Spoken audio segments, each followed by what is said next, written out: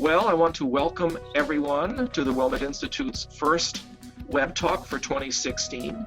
We already have 7 of our talks scheduled for this year, and we will soon have the rest of them ready as well. I'll announce the ones we have right at the end, and we'll also have it up on our website if you're curious. Today, Shahrokh Monjazeb will be speaking about Veiled and Concealed in the Hidden Habitation of His Inner Being, the Birth of the New Revelation in the Siyah-Chal prison. I should probably, however, start with a little bit of introduction to the Wilmette Institute for those of you who aren't familiar with us. We have been around now for 21 years. We were established in January of 1995. Last year was our 20th anniversary, and we started these web talks to commemorate that anniversary. For 10 years, we ran a face-to-face program called the Spiritual Foundations for Global Civilization, with classes every summer in Wilmette at various colleges and other facilities near the House of Worship, with the class being able to go to the temple every morning to pray, which was really very special. We started online courses with fairly limited web software in 1998, and to date we have offered 340 courses to a total of 9,369 registrations. Some of those, of course, a person has taken more than one course, and we've had some people take 15 or so of our courses. We've had some people really very dedicated, and we're glad that we've been able to provide this service to people. We estimate 115 countries have been represented among our students, and those students have done countless presentations to classes, study circles, and other meetings. We don't really know how many people have become Baha'is as a result of their efforts, but we think it's at least in the hundreds. We know of at least 100 people, in fact, back in the 90s who became Baha'is when we were actually surveying our students annually. We may want to go back to doing that. In addition to these web talks, which we are doing monthly, we also have started webinars, which are courses you have to pay for, where there is a series of web videos, live web videos. We've also started web publishing, and we're hoping to move in the direction of courses for college credit, and we're actually looking right now for institutions we can partner with to do that. So if you have any suggestions, we would very much welcome them. Today, we're going to hear from Shahrokh Monjazeb, who is a Canadian Baha'i. He has been a scholar of Baha'i history and scripture for some decades, at least 2. He's been very busy working on translating into English writings from the central figures of the faith, both from Persian and from Arabic. He has published various translations on the web. He's also helped the World Center in some cases with their translations. They've invited his participation in some projects. And he presents regularly at the Association for Baha'i Studies, usually on translations and various tablets of Baha'u'llah. He's probably one of the people I know who has the most in-depth knowledge of specific tablets and their context, which is really very exciting to listen to because he can provide us with details we've never heard before. He's published a monograph entitled Baha'u'llah, A Brief Survey of His Life and Works, and is doing several courses for the Wilmette Institute, 2 this year, one which has just started. You can still register for it, and it will have not only this particular talk, but 5 others, 1 per week, on early tablets by Baha'u'llah. The tablet he revealed in the Siyah-Chal and the Siyah-Chal event itself will be covered today. More on the Rashh-i-Ama in the talk next week, and then there'll be a talk about the Ridvan Garden and the Madinatul Sabr, the tablet of the City of Patience, for 2 other web talks, and then there'll be a web talk about Baha'u'llah's proclamation to the kings and one about his tablets to the kings as well.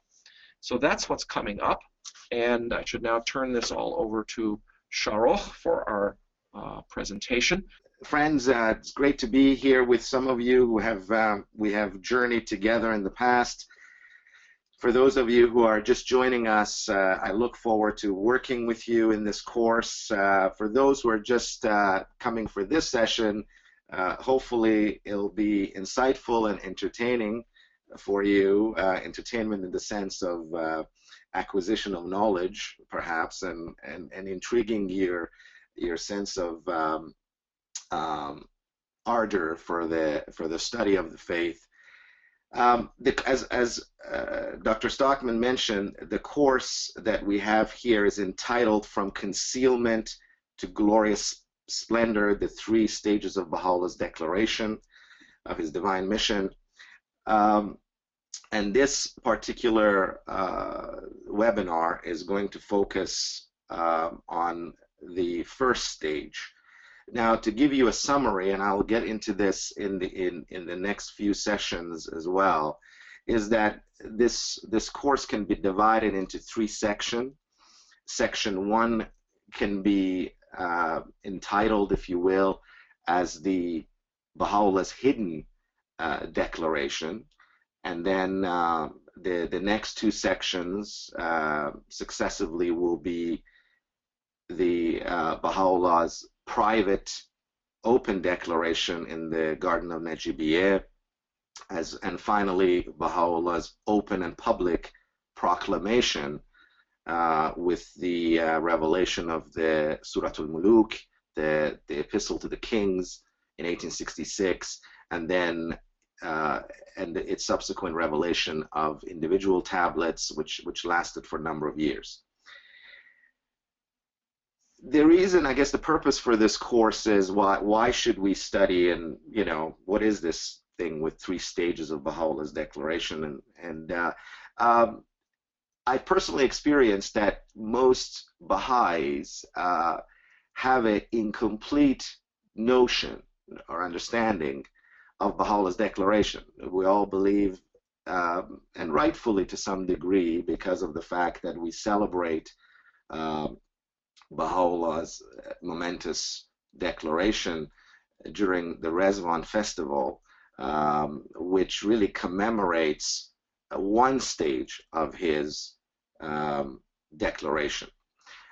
But as we will see, in this, when we study this scripture, when we want to study, excuse me, Baha'u'llah's revelation, we will find that Baha'u'llah's declarative message, or his approach to announce his mission, came in stages. And this is not uncommon with manifestations of God. In fact, in the Semitic traditions, through Judaic and Christian and Islamic revelations as well, we've had similar stages where the message were successively pronounced more directly, more explicitly, and the station of the manifestation and the prophet, if you will, was better defined.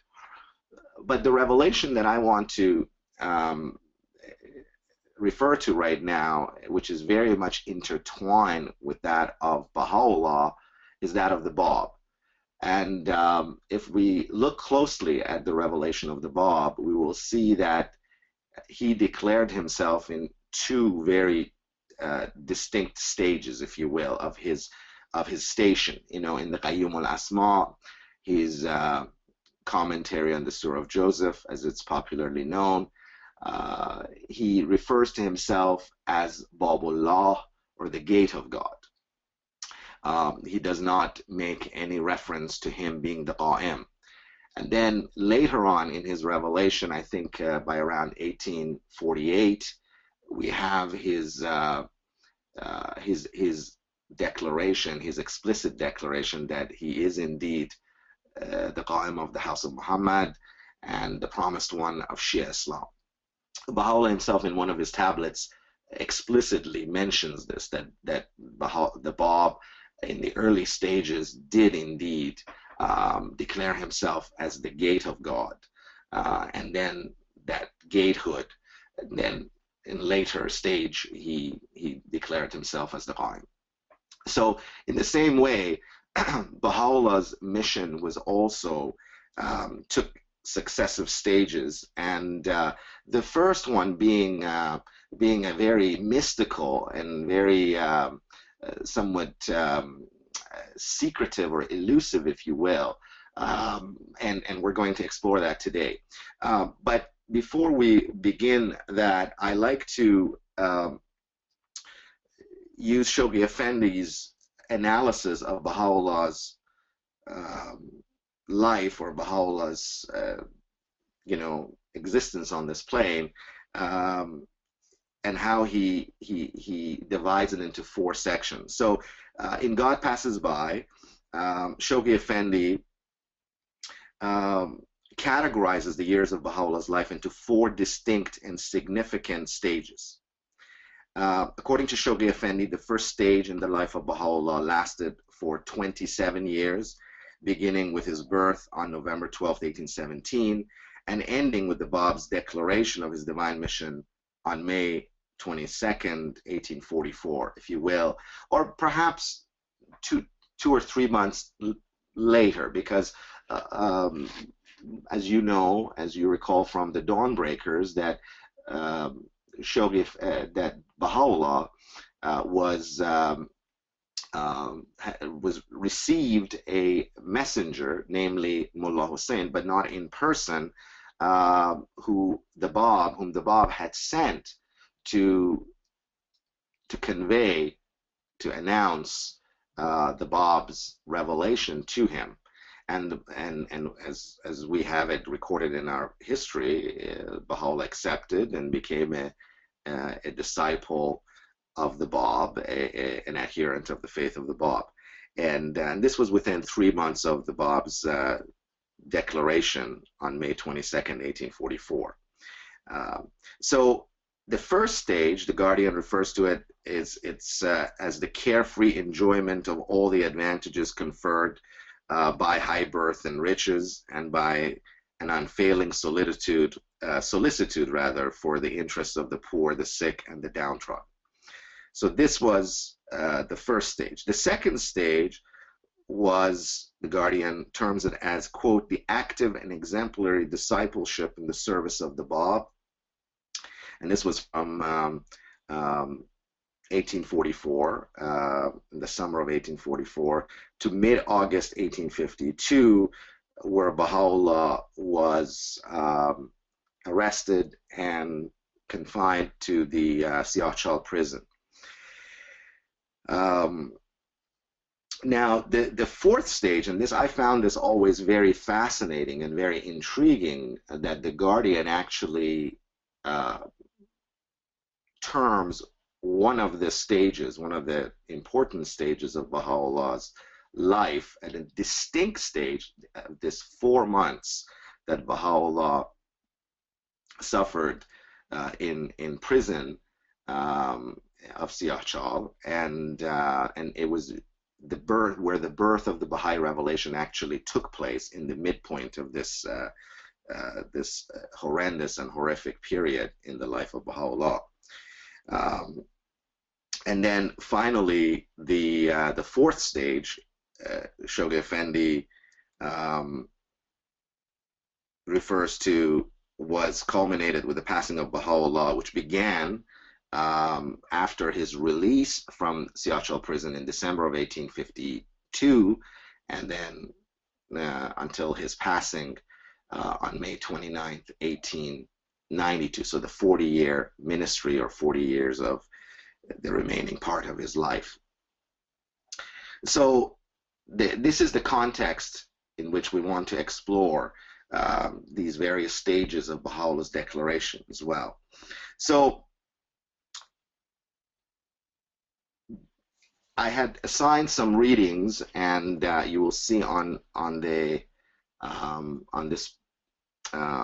desktop here this article, Sijn Akbar, which I wrote in 2002, and which goes in depth into the circumstances surrounding Baha'u'llah's arrest, and also the persecution and the genocide that took place during this horrendous period, where Baha'u'llah was, and many other Babis were arrested, many were tortured and killed.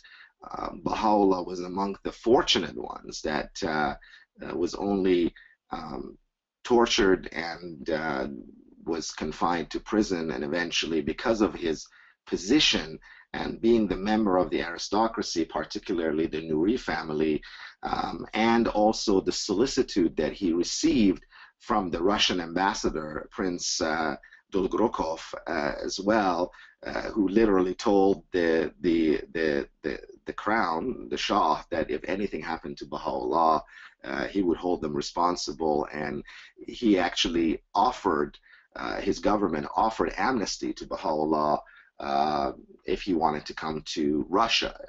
And Baha'u'llah acknowledges that in several tablets, including his later monumental proclamation to Tsar Alexander II, Nikolaevich Alexander II. And he said, because of this solicitude, God has chosen a special position for the Tsar, because his country, even though he wasn't the Tsar at the time, it was his father, Nicholas I, that was the Tsar at the time of this incident.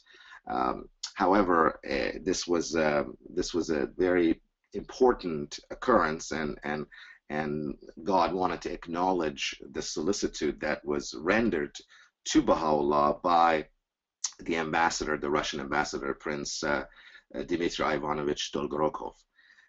Now, in this article, I also get into not only the circumstances of Baha'u'llah's imprisonment, but in the circumstances of the revelation, the first revelation. Now, just to give you a summary of the three stages of Baha'u'llah's and how we need to view this as well, is that the term hidden declaration is somewhat has a oxymoron connotation here. You know, it's kind of contradictory, because how can a declaration be hidden? Whereas the best way, I guess, we could define this would be a mystical, in my opinion, it would be a mystical declaration, because it was a declaration that was nonverbal, that it was taking place. This declaration was actually taking place in the spiritual realm. There was a lot of commotion in the spiritual realm, but in the contingent world, it was muted by the will of God and by the circumstances that was surrounding this as well. And then the second stage was Baha'u'llah's private declaration in the Najibiyya garden that we commemorate. And the third, as I said, was Baha'u'llah's public, very public proclamation, which culminated with the several revelations of the letters to the kings, and finally in his most holy book, the Kitab-i-Aqdas, where we have a large section of the book dedicated to Baha'u'llah's proclamation to the various kings and rulers. Now, the few points about the time of Baha'u'llah's declaration. And if you go to page on this article, page 11, and I'll come back to my thoughts here, but we're going to go to page 11 in few minutes time. But for those of you who are interested in numbers and numerology, there's few things that should be brought to light here. In fact, some of you may have not thought about it, but again, something. Baha'u'llah was born in 1233. That's the Anno Hijriya, the Hijriya Qamari, as it's also known, the lunar Hijra calendar. So 1233, if you add all the numbers, it becomes the number 9. Okay, 1233. Okay, then Baha'u'llah's investiture, and I'll refer to this in a second, what I mean by investiture, in the Siyah-Chal, where he was his mandate was made known to him, was turned 45. And if you take the number 4 and the 5 and you add it together, you get number 9 as well. So there is, so it was in the 45th year of his life. And the Bab himself had very clearly, in many of his writings, including the Arabic Bayan, had alluded almost explicitly at times to the advent of him whom God shall make manifest. You know what he says, fi sanata tes, and the sanata tes, which is the year 9, أنتم بلقاء الله ترزقون, you know, and many other passages where he says that you shall reach to the presence of God, or the presence of God will be known unto you, or you will attain to the presence of God. And to one of the letters of the living, he had mentioned very clearly in one of his tablets, Mullah Baqir Tabrizi, who is known as the Harf Hay, or it became known because he was one of the last of the letters of the living and became the letter of the living, and he became a great and avowed follower of Baha'u'llah, and he was blessed with many tablets from him as well. There's a section of one of his tablets are published in the Gleanings and translated by Shoghi Effendi. Now, Dr. Nadir Saidi, in his great and fantastic work on the analysis of the writings of the Babs, The Gate of the Heart, in the last section of the book, in fact, the last chapter, the last few sections of the book, he talks about the imminent advent of him whom God shall make manifest. And I know that's one of the readings that I have assigned for you. Very important.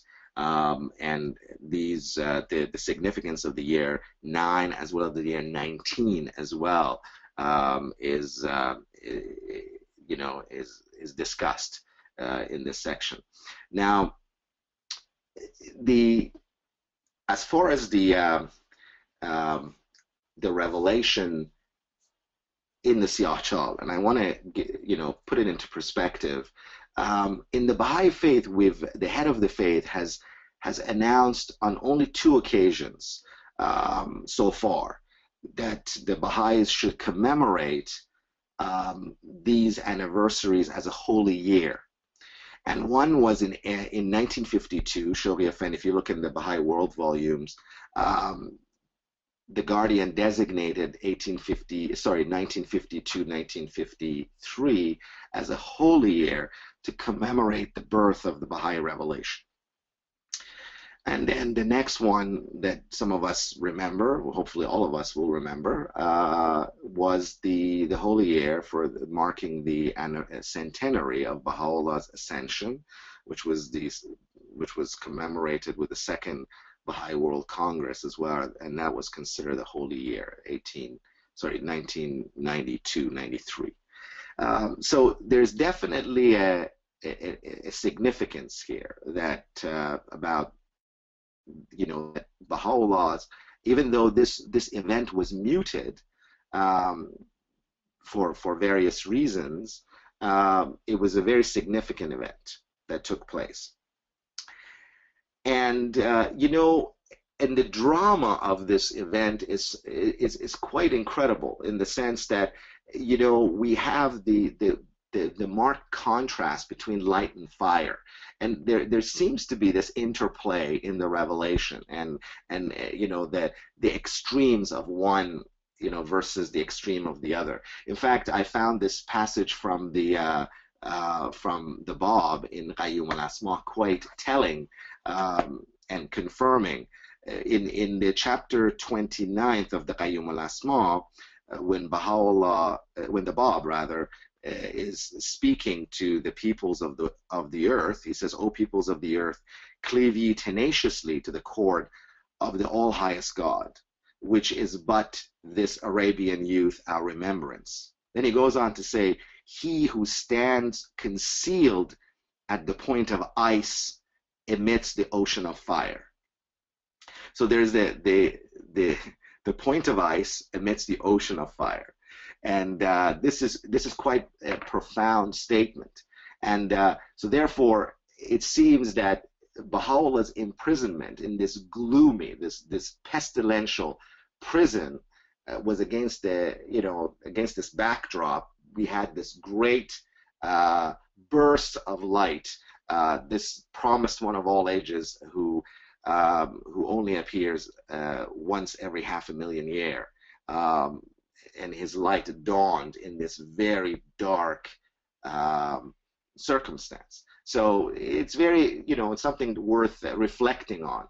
That there seems to be this divine drama of the contrasts between the light and the darkness, and the extremes of good and evil, if you will, or of not so good. So The Guardian, in God Passes By, he writes, at a time when the cause of the Bab seemed to be hovering on the brink of extinction, when the hopes and ambitions which animated it had to all human seeming been frustrated, when the colossal sacrifices of its unnumbered lovers appeared to have been made in vain, the divine promise enshrined within it was about to be suddenly redeemed and its final perfection mysteriously manifested. The Babi dispensation was being brought to its close not prematurely, but in its own appointed time, and was yielding its destined fruit and revealing its ultimate purpose, the birth of the mission of Baha'u'llah. In his most dark and dreadful hour, a new light was about to break in glory on Persia's somber horizon. As a result of what was, in fact, an evolving, ripening process, the most momentous, if not the most spectacular stage in the heroic age of the faith was now about to open. So, Baha'u'llah is arrested as an accomplice in the attempt on the life of the Shah. And Baha'u'llah delivers himself. In the article I speak that Baha'u'llah rode directly to the encampment at Niavaran, and then he was not immediately put in chains and sent to Tehran. He was actually interrogated for 3 days at the army encampment where the Shah had gone for hunting. And from there, as we know, the way, in a very dreadful way, Baha'u'llah in bared feet and disheveled and, in chains, he was dragged to Tehran, a distance of some 20 plus kilometers in the heat of the summer, and then was consigned to the Siyah-Chal prison. And in the Siyah-Chal prison, he was tortured. And amongst the tortures that he suffered was, Baha'u'llah in one of his tablets says that his thumbs were actually tied together behind his back. He says it was probably one of the most troublesome, condition for him. And then he was put in chains, those heavy chains of Qarakohar and Salosel that were put around his neck, and he was sharing it with other prisoners. And Abdul Baha, in one of his writings recollecting the event, he says that Baha'u'llah's head was so weighed down that they had to put wooden struts under his chin to lift up his neck or his head. And in one of his tablets, symbolically, Baha'u'llah says these chains truly broke our back. So it was an incredible and arduous, beyond measure, beyond compare. No light in a filthy, disease-ridden. I mean, Baha'u'llah essentially sat in filth and in sludge, if you will, because it was very damp. This was a water reservoir for one of the public baths of the city that had been turned into this very torturous prison, which the worst of the worst were confined to, and most people couldn't last a few weeks, let alone 4 months. So it was in the midst of this confinement that this revelation takes place. Now, going back to the references in the writings of the Bab, and even the writings of Sheikh Ahmad Ahsai and Sayyid Qasim Rashdi, they refer to, there's a particular phrase, is hin, which is after a while has been translated, or after hin, and the numerical value of hin is 68. So the year that Baha'u'llah was arrested was towards the end of 1268. And the birth of the Baha'i revelation took place on the 2nd of Muharram of 1269. So exactly, and it was actually Baha'u'llah's birthday. It was on the birthday of Baha'u'llah. Now, this has not been published in some of the authorized works of the faith that we know, because it was only in the last few decades that scholars have started analyzing it. And the first scholar that really pointed out this based on an evidence in a tablet that had come to light was Dr. Nusratullah Muhammad Husseini in his excellent article that was published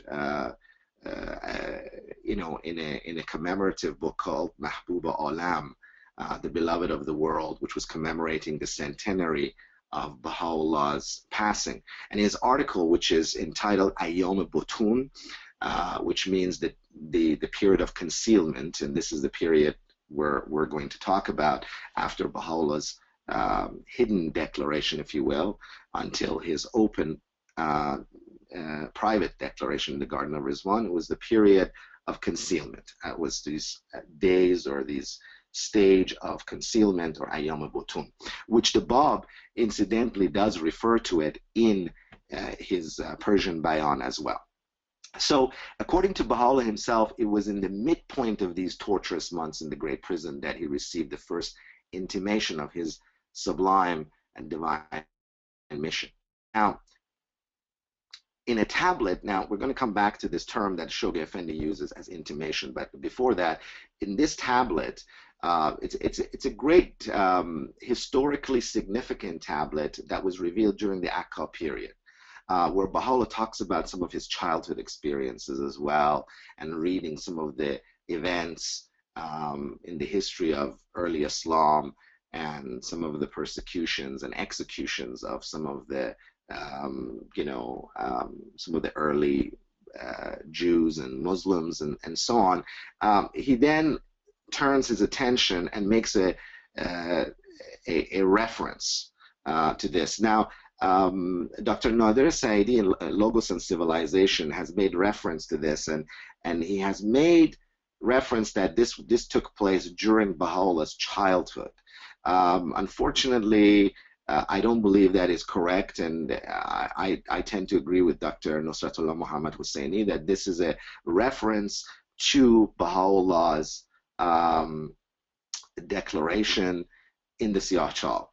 So here is the provisional translation of this tablet, where Baha'u'llah makes this rare allusion to the precise time when the details of his divine mandate were revealed to him in the Siyah-Chal. He says, suddenly on the 2nd day of the month of Nativity, or the month of the Nativity is generally, or the month of the birth is reference to his birth, which was Muharram. The Bab was born on the 1st of Muharram. Baha'u'llah was born on the 2nd of Muharram, and that's why they are called the twin birthdays. And this is now that the Baha'i world is now commemorating them now as a joint festivity that they were ought to be. Now, and he goes on and says that before sunrise, all our manners of expression, as well as speech and thought, were transformed, a transformation which heralded the joyful tidings of our ascension. I mean, this is the ascending to the throne, if you will. This revolutionizing transformation continued successively for 12 days, during which the waves of the ocean of divine utterance surged and the splendors of the day star of assurance shed their radiance. Now, from this passage, it can be positively inferred that the initial revelations began on the 2nd of Muharram, 1269, and lasted until the 14th of the same month. And since the 1st of Muharram, 1269, which is the first day of the Muslim New Year, if you will, fell on October 15th, 1852, the second of Muharram would have been 16th of October. And so these 12 days of revelations that Baha'u'llah speaks of began from October 16th and lasted until October 28th, 1852. So this is the 12 days. Now, I have proposed in some of my presentations and writings that these 12 days were later remembered and commemorated by Baha'u'llah at his open private declaration in the Garden of Ridvan, where he stayed for 12 days. Because when you look at it historically, he had a choice. He was not compelled to stay for a specific period of time. The Ottoman authorities who had invited him to Istanbul had said that they had given him plenty of time to get himself to Istanbul. So he was under no time restriction. So why did he choose to stay for 12 days? Why did he not stay for 9 days or 19 days or longer than that? I propose that this 12 days was really indeed to commemorate those 12 days of revelation, which the world was not aware of during his confinement in the Siyah-Chal. Now, further to this, we have some testimony of himself, which have been translated into English, and many of you have read in the Epistle to the Son of the Wolf, to Sheikh Muhammad Taqi Najafi, one of his most inveterate enemies, and of his faith. Baha'u'llah, about 6 months before he passed away, he revealed this great and lengthy tablet, and in that tablet, in this tablet, he does refer to the event of his confinement in the Siyah-Chal, as well as the nature of the revelation as well. And he says, and these are a couple of passages that has been quoted by other Baha'i scholars, and it is in God Passes By as well. Baha'u'llah says, during the days I lay in the prison of Tehran, though the galling weight of the chains and the stench-filled air allowed me but little sleep, still in those infrequent moments of slumber, I felt as if something flowed from the crown of my head over my breast, even as a mighty torrent that precipitateth itself upon the earth from the summit of a lofty mountain. Every limb of my body would as a result be set afire. At such moments my tongue recited what no man could bear to hear. And in another section of this same epistle, he says, one night in a dream these exalted words were heard on every side. Verily, we shall render thee victorious by thyself and by thy pen. Grieve thou not for that which hath befallen thee, neither be thou afraid, for thou art in safety.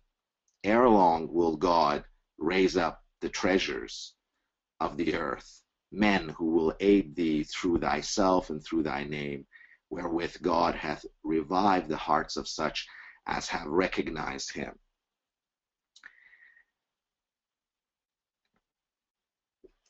Now, in a more mystical reference to his divine experience in the dungeon of Tehran, in the Siyáh-Chál, which was revealed in Adrianople originally, so this is some decade and a half later, Baha'u'llah makes reference to this experience, and this very mystical. This is, I think, really, describes the nature of it, because you have to understand that Baha'u'llah did not reveal anything as far as written revelation.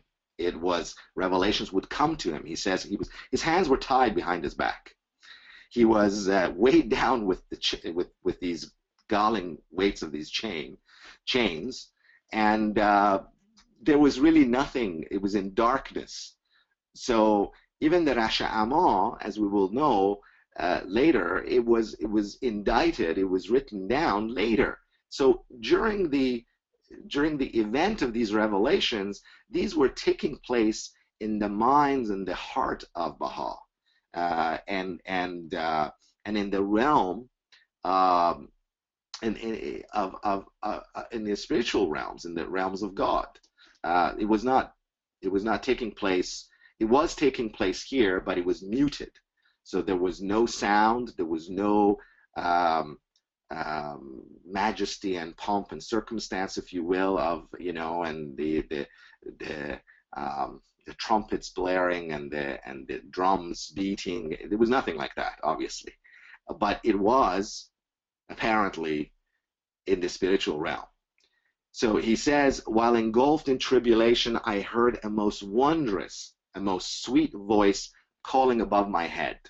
Turning my face, I beheld the maiden, the embodiment of the remembrance of the name of my Lord, suspended in the air before me. So rejoiced was she in her very soul that her countenance shone with the ornament of the good pleasure of God, and her cheeks glowed with the brightness of the All-Merciful. Betwixt earth and heaven she was raising a call which captivated the hearts and minds of men. Obviously, this is mysteriously she is calling, but yet it was affecting and captivating the hearts and minds of men. She was imparting to both my inward and outward beings tidings which rejoiced my soul and the souls of God's honored servants. Pointing with her finger unto my head, she addressed all who are in heaven and all who are on earth, saying, by God, this is the beauty of God amongst you, and the power of his sovereignty within you, could ye but understand.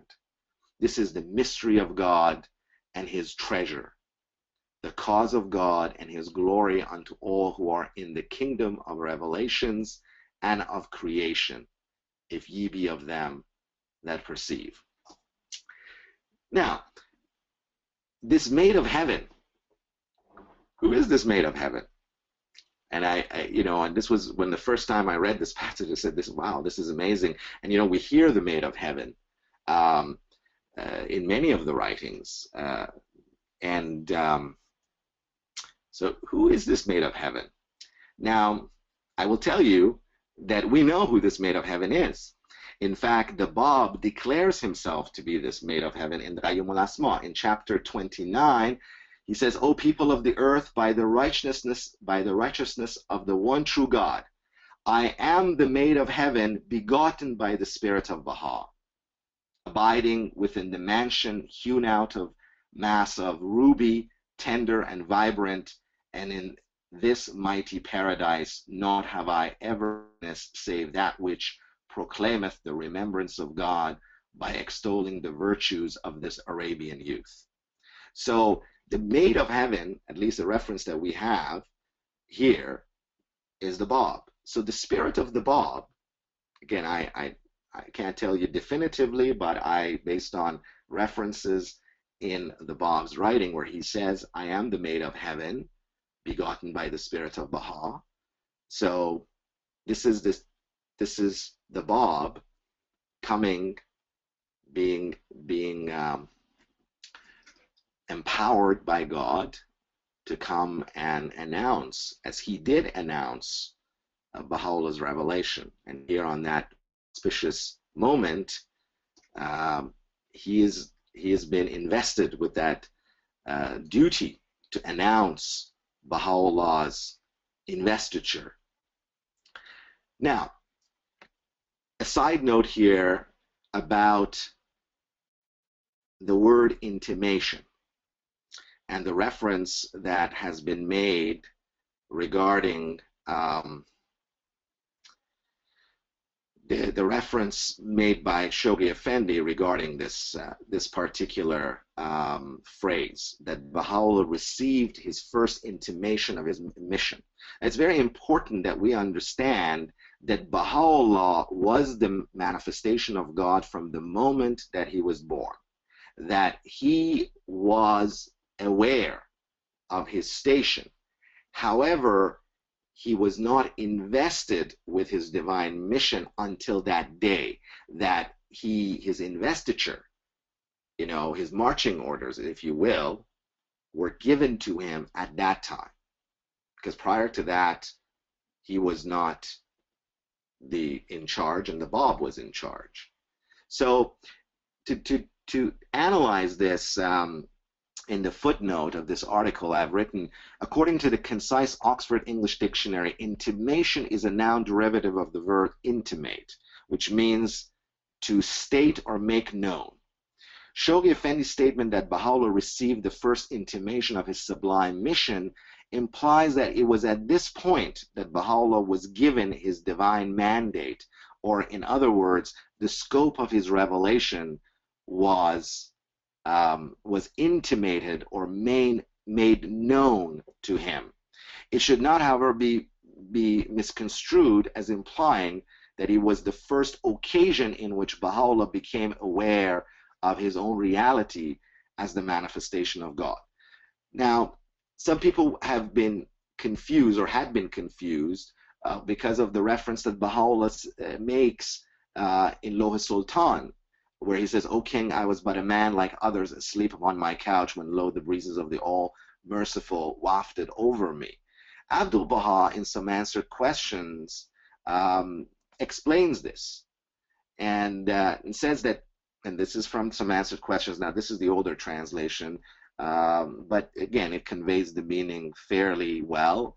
It says, Abdul Baha goes on to say, sleeping and waking is passing from one state to another. Sleeping is the condition of repose, and wakefulness is the condition of movement. Sleeping is the state of mystery. Wakefulness is the state of manifestation. The holy manifestations have ever been and ever will be luminous realities. No change or variation takes place in their essence. Before declaring their manifestation, they are silent and quiet like a sleeper.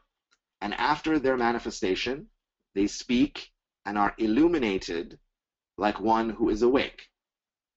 So when Baha'u'llah says, "I was asleep upon my couch," it was the state of him not being invested with his divine mandate.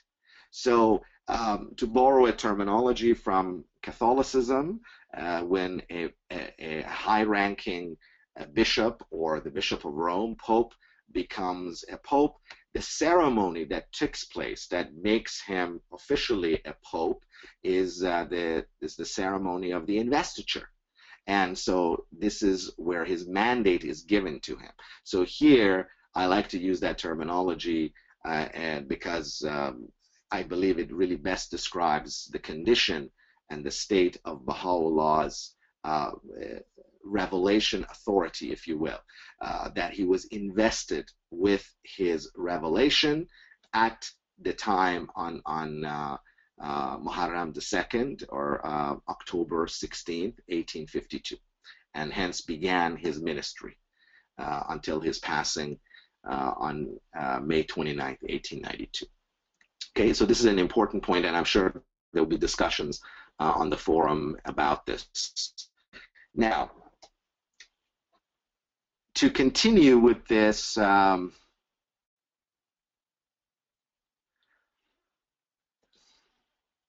Shoghi Effendi. Now, let's talk about this Baha'u'llah's release from Siyah-Chal. Baha'u'llah was released from Siyah-Chal in the second week of December 1852, after overwhelming testimonies had established beyond a shadow of a doubt his non-complicity in the plot against the Shah. When he was discharged from the prison, Baha'u'llah did not divulge to anyone his experience of divine revelation, even to his family, nobody. His mission was destined to remain concealed from the eyes of humanity for another decade. Nevertheless, those who were in close contact with him could not help but realize a spiritual transformation in his person. In fact, his daughter, Bahiyya Khanum, the greatest holy leaf, in her account, or in her interview with Lady Blomfield, which is published in Chosen Highway, she explains to her that we saw a very, and I've footnoted this as well in this article, that we saw a great change in Baha'u'llah, but Baha'u'llah kept it very secret. So so any writings referring to this revelation, this event, was disclosed many years later. So the first revelation, and now we're getting into the text of the first revelation, which purportedly was composed or revealed from the lips of the manifestation of God, Baha'u'llah, was Rashh-i-Ama, and we're going to discuss that. But I just want to set the stage that this work was not divulged or disclosed to anyone, perhaps not after the his open declaration in the Garden of Najibiyeh on April 22nd, 1863. It could have been even later. But again, when we read it, we will know that it has the elements and the concept, the topic, and the change of the guard, if you will, from the Bab to Baha'u'llah. Now, so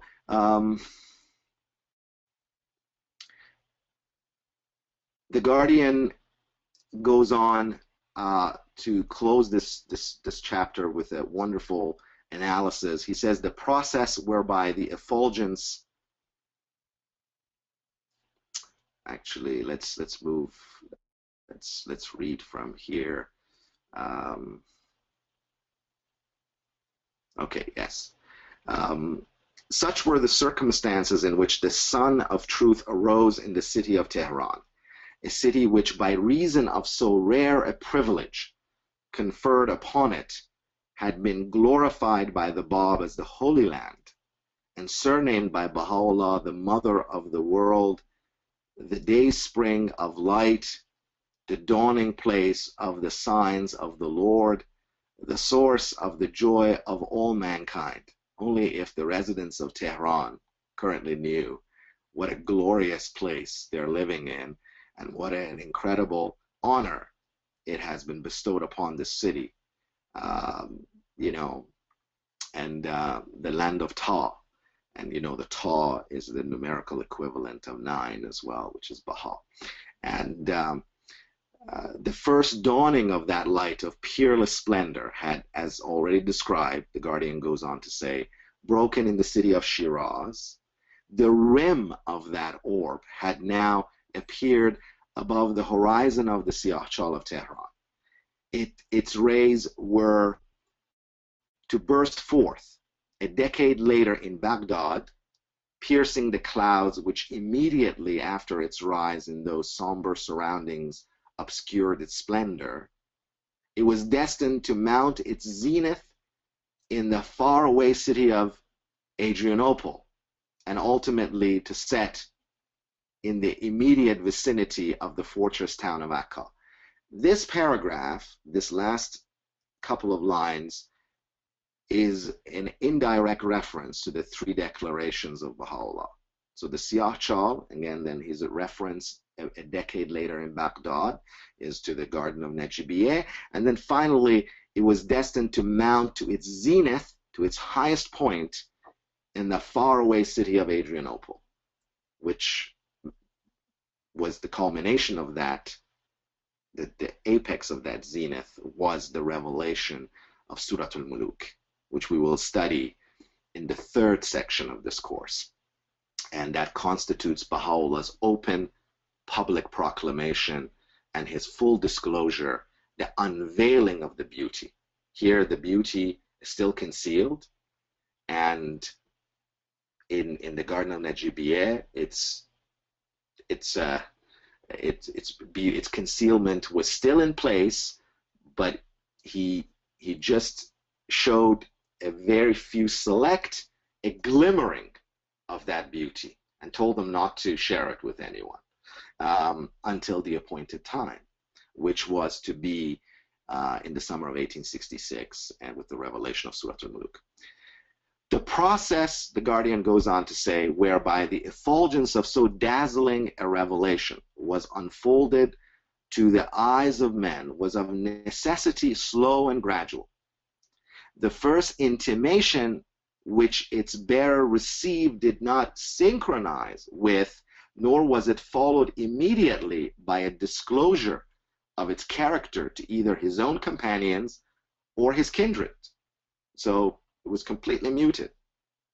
A period of no less than 10 years had to elapse ere its far-reaching implications could be directly divulged to even those who had been intimately associated with him. A period of great spiritual ferment. We're going to talk about this period as well in the next section, as well as the next part 2 of this webinar next week as well. So a period of no less than 10 years had to elapse ere its far-reaching implications could be directly divulged to even those who had been intimately associated with him. A period of great spiritual ferment, during which the recipient of so weighty a message restlessly anticipated the hour at which he could unburden his heavily laden soul, so replete with the potent energies released by God's nascent revelation. One can only imagine what went into Baha'u'llah's, what went on in his heart. I mean, to keep this most important secret for a decade. My goodness, we often can't keep a secret for a day or two, let alone a decade. And what an incredible secret. And Baha'u'llah's soul was constantly in burden. You know, he agonized over this, because he was mandated to do this. He says that if it was up to him, he wouldn't do any of this. So here, the manifestation of God has been created and has been mandated to do what he, doesn't want to do. Most of these manifestations of God, I believe all of them, are reluctant recipients of divine message. They are humble, they are detached, and they are very, reluctant, because they know that there's so much trouble that comes with it, and so much responsibility, so much suffering that comes with it. Who would be willing, naturally? So again, the interplay of the reluctance of these luminaries, these spiritual luminaries, are also quite fascinating. Now, moving on to the next section, I know many of you have questions. We can leave some of those questions, obviously, to the end of this section. We'll have a few minutes to answer some of those questions. We want to now move to the Rashh-i-Ama. There are seminal writings that are associated with each of these 3 stages. I'll speak, and I have a presentation next webinar that I will go through in more detail about these various periods and these sub-periods, if you will, and then these seminal works. Dr. Stockman made reference to, obviously, Rashh-i-Ama that we're going to be studying right now. We're running out of time, so I'm gonna set the stage. We're gonna be not completing the entire Rashh-i-Ama today. We're gonna get started into it, but we're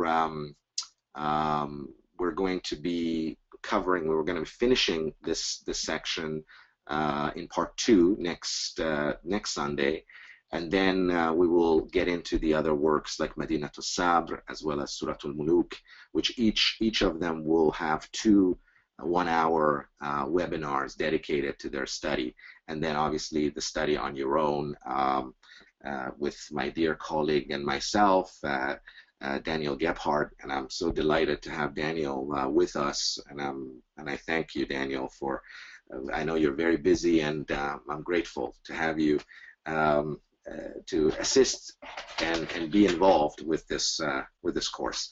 Now, Shahrokh, we're now yes. about an hour into the webcast, so we should probably wrap it up in a few minutes. Okay, I want to set the stage for the for Rashh-i-Ama, and then I will, if I can have 10 minutes, would that be okay?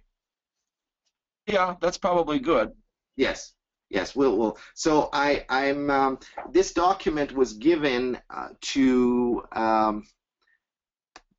you, and there's a PowerPoint presentation of it as well. So this one, this document was posted as a PDF, a provisional English prose translation, and then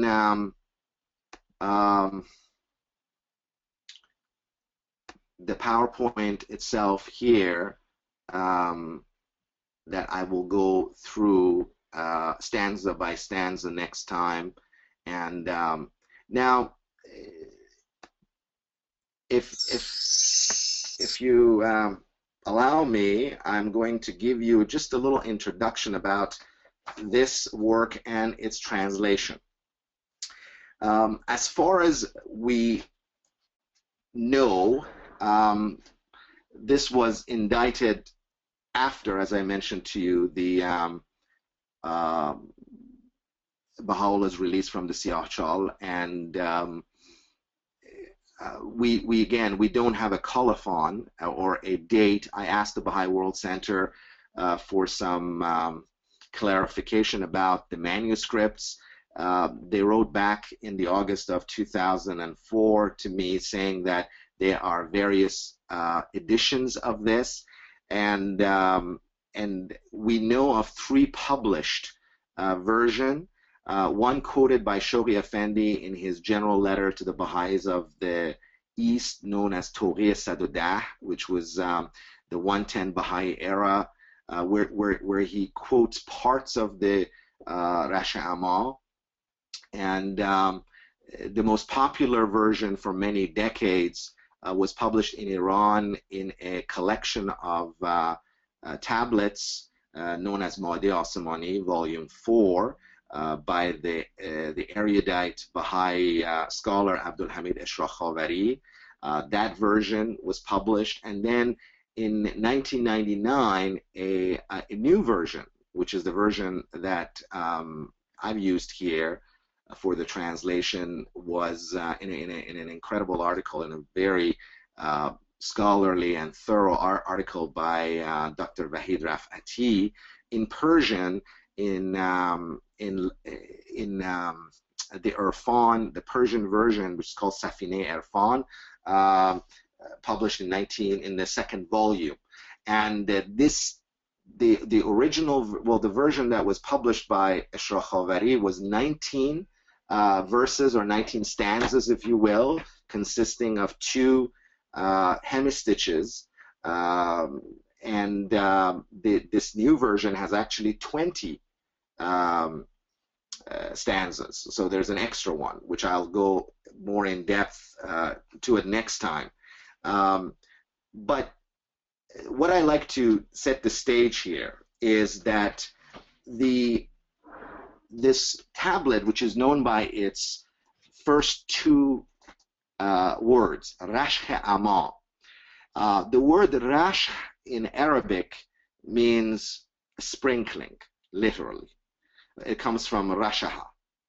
And then the word Ama is a very complex term, and it has a literal meaning of a cloud, but it's not a cloud in this context, because the Bab has very clearly explained this to us, that this is actually the unknowable essence of God. So translations, and I will also talk about this next time. Shoghi Effendi was very reluctant to translate, and in fact did not encourage at all translations of Baha'u'llah's mystical works, particularly his poeto-mystical works, poetics. So that were like this one, because I will explain to you, Ruhiya Khanum has written about it in Priceless Pearl, where he clearly says that it really loses its original meaning, and that it could become very misleading. So, and he never has left us any translation of any of the mystical works of Baha'u'llah, including the poetical works of Baha'u'llah.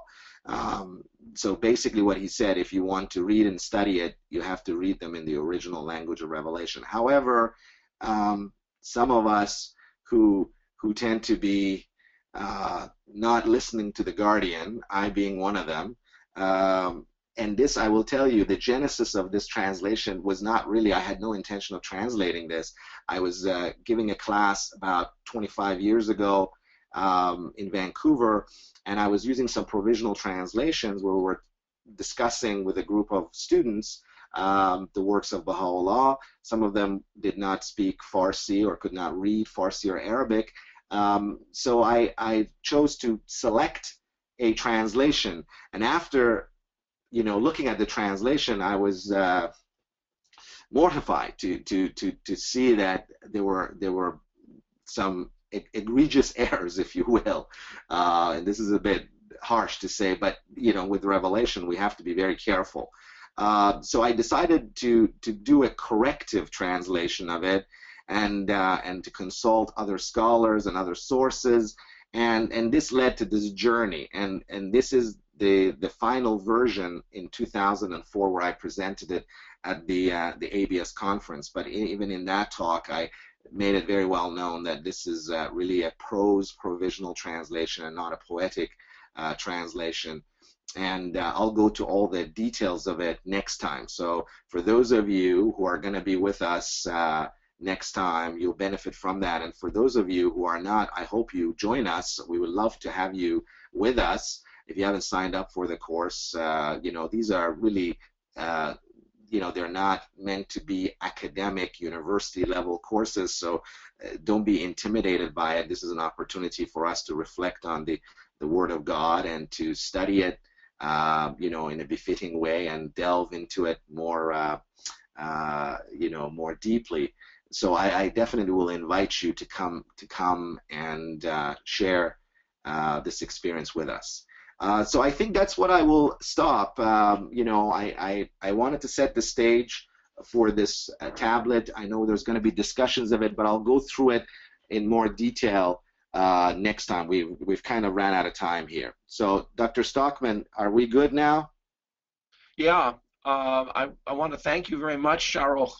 This has been really fascinating presentation, especially about all these details of the Siyah-Chal event and what we know about it, and a lot of Baha'is have the misconception, of course, that Baha'u'llah didn't know it was a manifestation until he was in the Siyah-Chal, and that's, I think, been quite clear for some time. But it's very helpful for you to really lay out all the evidence and state it for people. So I'm very grateful for that.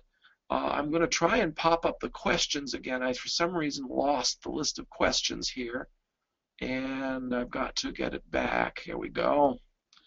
There's several questions that people have asked, and I think I will start with that. First of all, some people said, how do we sign up?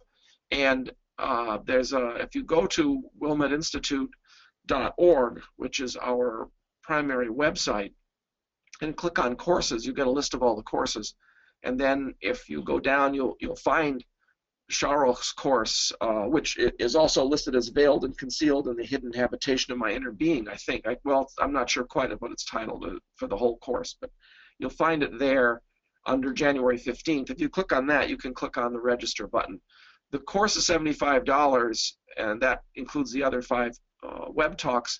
But if that's too much money, if you email us, we can give you a scholarship for some fraction of that, and we're always happy to do that because we have quite a good amount of scholarship money available. Hushman Shesh Baradaran down in Florida says, how do we know the Rashh-i-Ama was revealed in the Siyah-Chal? It was obviously not written down there, so presumably it was re-revealed at some other time by Baha'u'llah. What's the source? Well, Shoghi Effendi, that's a good question. Shoghi Effendi makes mention of Rashh-i-Ama in God Passes By. So the Guardian is our guide. He says that it was revealed in Tehran, and so there it is. Mm-hmm. And actually, it occurs to me, Hushman is now up in Canada, not in Florida, so I forgot about that. And Saeed Nushabadi asks if there's a particular version that's approved by the House of Justice, and I think you've probably already answered that question. Yes.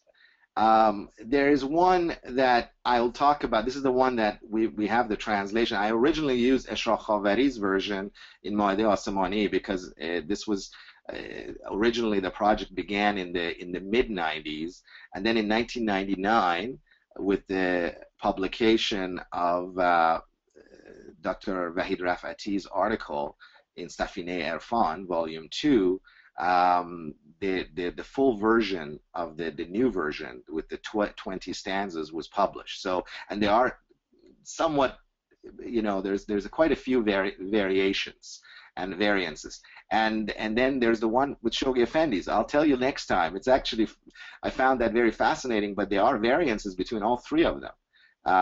So, and I have not found, or at least I have not got an answer from the House whether there is one version in Baha'u'llah's own hand. I did ask, but they said to me that it was there were many versions, and I guess it was not analyzed at that point whether it was there was one in Baha'u'llah's hand. But they said this version, which I believe is the version in the handwriting of Zain al-Muqarrabin, Baha'u'llah's very faithful apostle and a transcriber, secretary, if you will. Well, he was mostly a transcriber. That Abdul Baha has also said it was the most accurate, and Shoghi Effendi used, and the House used his versions always as the most preeminent version and the most accurate version. So I believe it's the one, but I don't have all the answers, unfortunately, at this stage.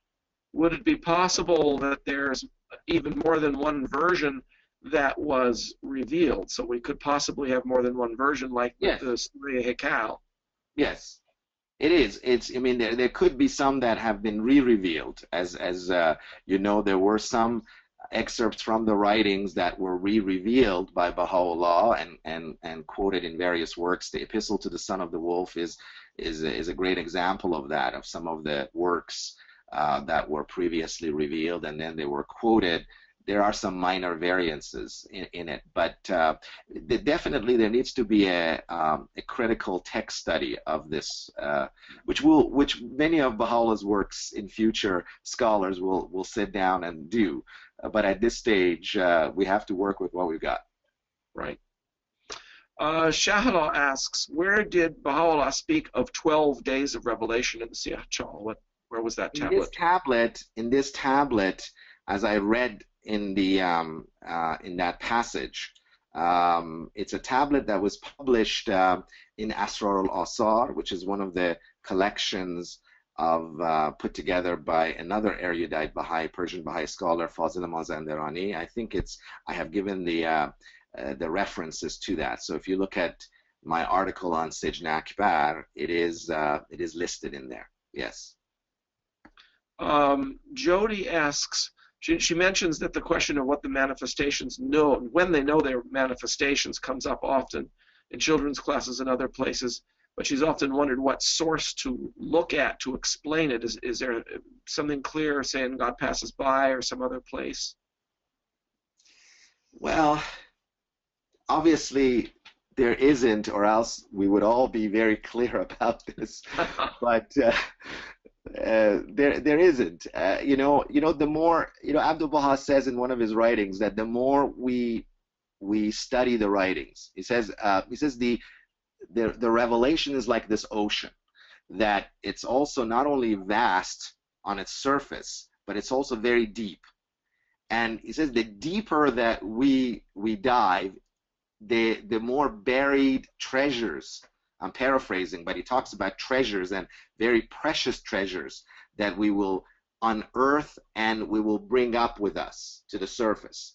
So the deeper, so we have to kind of put our scuba suit, I guess, and dive deeper and deeper, because it is very deep. And as we explore this great ocean, this great vast ocean, we will come up with these great gems. And you know, we owe it to some of these scholars like Dr. Nusratullah Muhammad Hosseini. I mean, I'm not going to take credit for that. He did the work, and he brought up this, and I remember reading his article, and I was so fascinated. And then when you put all of the pieces together, it makes sense, you know. So the word intimation, again, this, because it's in some answered questions, where the Guardian says, I mean, the Guardian chose his words very, very carefully, and it's perfect, in my opinion. And so the word intimation of his divine mission really infers that he, you know, his mandate was made known to him.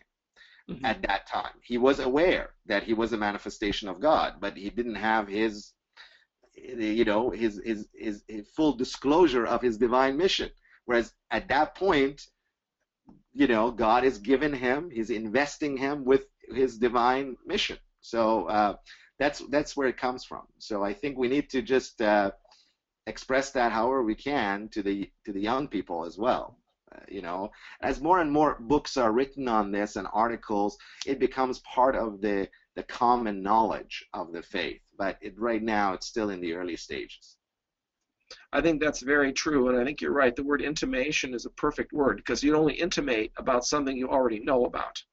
Mm-hmm. And so you can only intimate if he already knows he's a manifestation. Then he's basically deciding how he's going to let people know and when he's going to let people know. So it's a question of a strategy. That's right. How to inform people. That's right. That's clearly what your talk is about, is the strategy, Baha'u'llah's strategy of unfolding. Exactly. Exactly. And this is very important. I will talk about it again later.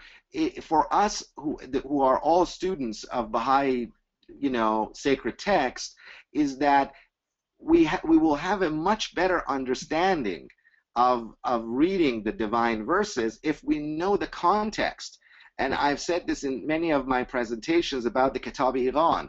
For example, the Kitab-i-Iran has been one of those works that certain Western scholars, and I won't name, who have been somewhat, you know, misled by the fact that some of these references to the prophets are that of Baha'u'llah making references to himself. Baha'u'llah had not revealed himself in 1861 as the manifestation of God. So we have to look at all of these within that context. So knowing when a work has been revealed and in what historical context allows us to have a better insight into the message. You know, the message, as it has two dimensions. One is it's eternal, it's timeless, but there's another part of that message that has a historical context, and we need to learn that historical context if we're going to, you know, be able to intelligently explain and delve into the subjects of it. That's all the questions that we have at the moment. I'm waiting to see if anything else will pop in.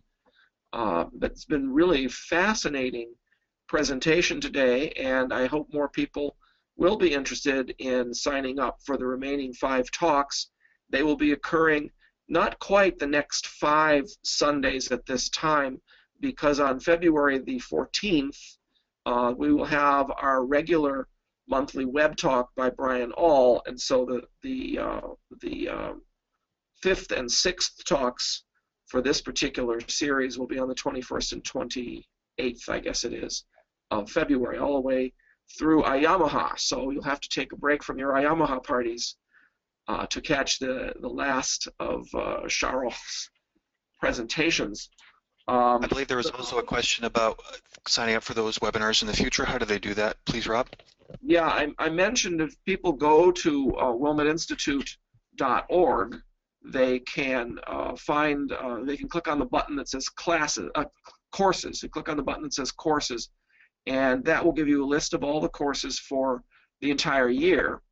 And if you scan down to January 15th, you'll see Shahrokh's course, and you can click on a link there, which will take you to more information about the course, and there's also a register button. Wally has asked a question. Though the Bab states that he is the maid of heaven, could that be the voice of revelation rather than a personification? The same with Baha'u'llah, reference to the maid of heaven in the Siyah-Chal.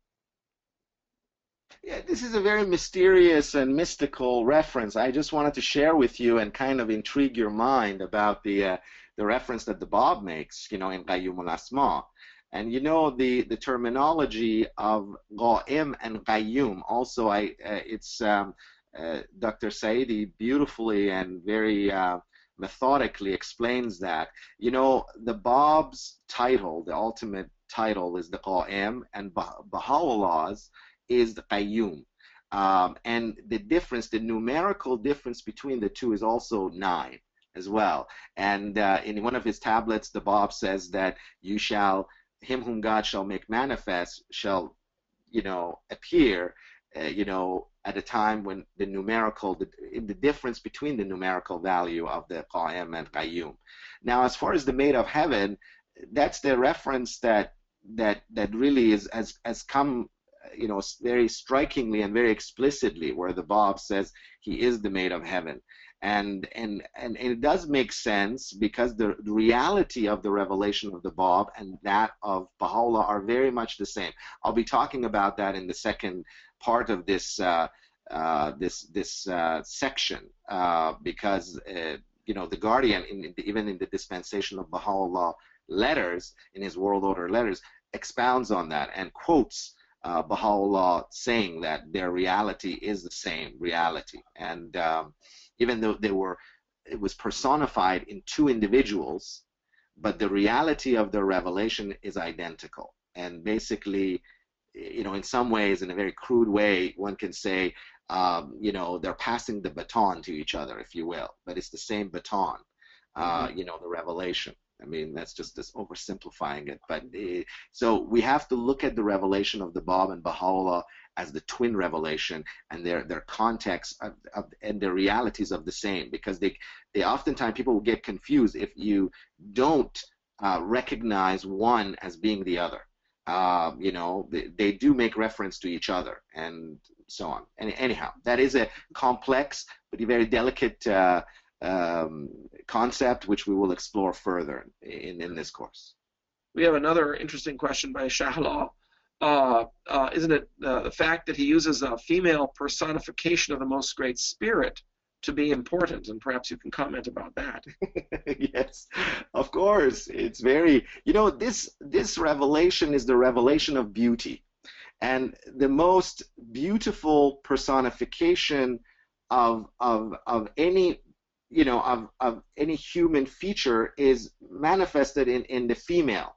I mean, there are some very handsome men, but I'm of the belief that the most beautiful are the women, and there is something very special about the beauty of women, and it has been throughout the various traditions, even in the Sufi traditions, and you see it in the poetries of Rumi and various other. I mean, it's the beauty, the cupbearer. It's always the women, because it really it personifies love and that desire and that attraction. The physical love that we experience as human beings is kind of parallel to that. And really, to have the beauty of the maid of heaven and this beautiful maiden, and it's and also the female gender is softer, it's more peaceful, it tends to be less rugged. I mean, these are features that are very seemly and very attractive, and since this is the revelation of beauty, we refer to Baha'u'llah as the blessed beauty. There is, and he is that beauty that is unveiled. So I'm not surprised, but it's something that is very different than the traditional patriarchal modes that we've had in Semitic traditions. So it is a break from the past. Sure. Saeed asks where your paper was published. Is it Journal of Baha'i Studies? Which paper? The one that you've been quoting in the talk today. on the It was published in Canada in a limited circulation, and you know, many of my works unfortunately have remained unpublished, and it's largely my fault because you know, with my other profession and with my other works, I have not had the occasion to publish them. Some of them have been published, like Baha'i Studies Bulletin in UK, and there was an article in Baha'u'lláh, you know, eons ago. I was a young man at the time, and so, but yeah, most of them have been either, and some of them are posted on BahaiLibrary.org, some of the translations and the articles, but certainly through these courses, I have submitted some to the Journal of Baha'i Studies, but you know, the Journal of Baha'i Studies had some challenges with getting some of their articles published, you know, over the years. So again, some of them have remained unpublished, but I take the blame for those. But if you are interested, I'll be happy to share it with you. And right now, some of those are posted as required readings on the course. So if you take the course, you get copies of it as well. Perfect. Well, I think we probably should wrap up at this point. We've gone almost an hour and a half. So again, Shahrokh, I want to thank you very, very much for this fascinating and challenging presentation that has really maintained the interest in a very large number of people for quite a long time. And I'm very happy to see that. Just to let people know, here's the list of upcoming web talks. And you, of course, just participated today in the Shahrok's. That link, which you can't click on, of course, since it's on my screen, would take you to his web talk, but not to the course itself. On February the 14th, Brian All of Baha'i in Massachusetts will be giving a presentation related to his course. His course is called Applying Baha'i Principles to Discourses on Governance in the United States. I don't have an exact title for the talk yet, but I am assuming that it will be the same or perhaps a slight variant on that. Then in mid-March, Vasu Mohan will be giving a presentation on the advancement of women, and I'm still waiting to hear the exact title of his presentation as well. Jenna Khoda Dodd is not available in April, but on May 1st she's going to be giving a presentation about her father, the Hand of the Cause of God, Zerka Khadem, and about the Hands of the Cause in general. The Women Institute is planning a course on the Hands of the Cause of God for youth, and we may eventually open it up to everybody, but the initial run will be for youth, and that particular presentation will be used for that course as well. Then on May 15th, Stephen Phelps will be speaking about I Am the Mystic Feign, the Nature of the Manifestation in the Baha'i Writings. He formerly worked in Haifa at the research department and is a translator for the writings into English from Arabic and Persian. June 5th, Trip Bartel will be talking about creative consultation, and on October 16th, Roshan Danesh will be giving a presentation on aspects of the Kitab-e Aqdas, Imagining Baha'i Law. We haven't got the other months filled in yet, but we should have them filled in fairly soon. I should also mention the upcoming courses, and again, the title of Shahrokh's course is From Concealment to Glorious Splendor, the 3 stages of Baha'u'llah's revelation, of Baha'u'llah's declaration, I'm sorry. And it just started on Friday, but the registration system is open, I think, until the 20th or 21st. So you probably ought to try and get in fairly soon. Then we have a course on the Summons of the Lord of Hosts starting. American Indian Religion and Spirituality is already full, but we will be rerunning it at some point later this year. And Exploring the Book of Isaiah will be starting on February 1st. This will be a very exciting opportunity for a group of Baha'is to go through just a single book of the Bible in 5 or 6 weeks together, looking at it from the historical point of view, as well as from the point of view of the interpretations in the Baha'i authoritative text, but also the various interpretations Baha'is have offered in the past for various passages in the book of Isaiah. So that should be quite an interesting course, I think. And of course, everyone is welcome to write us at wi@usbnc.org, WI standing for Women Institute, USBNC standing for United States Baha'i National Center. We look forward to receiving any emails from people. We have our toll-free number here down on the bottom as well, and our website, womaninstitute.org, is the place to get more information. This presentation should be up on YouTube in a few days, and so you'll be always able to refer people to the recording there. At this point, I want to thank everybody for participating today in our web talk, and I look forward to seeing you in the future in future web talks. Thank you very much.